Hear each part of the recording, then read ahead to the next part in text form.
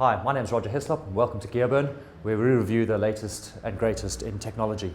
Today we're looking at the Leica V-Lux2. It replaces the V-Lux1. It's also a camera that makes you think two things. One is big red dots. Two is Panasonic. Why Panasonic? Because actually this is a Panasonic.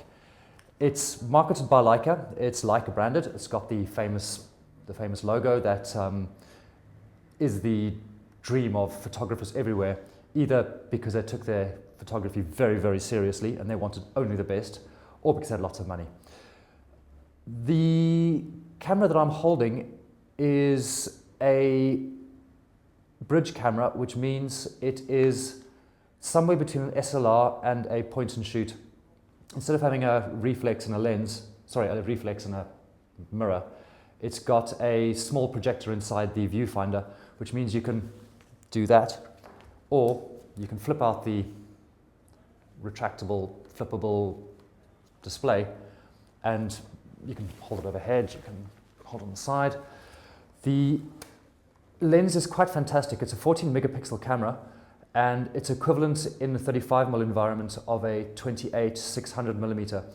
It's also got a very fast frame rate at 11 frames per second, which means that if you're a sports buff or an action buff, or you do wildlife photography where maybe you want to catch a bird taking flight, it means that you can pretty much blast away and get that split second that you needed.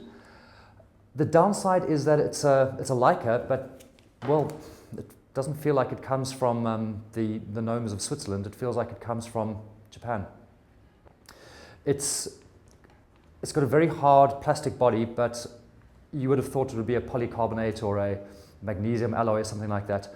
So even though it would be absolutely fantastic for someone going out, either because they're going on a walk or they're a tourist, want to take good pictures but don't want to carry around 15 pounds of gear, it feels like if it got dropped from any kind of significant height, it wouldn't survive.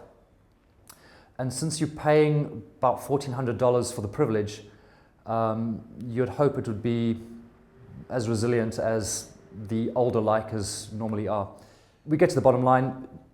Is this gear we rate, or is this gear we burn? We would say probably burn it, go for the Panasonic. It's basically the same camera. It's significantly cheaper, although it doesn't have the big red dot.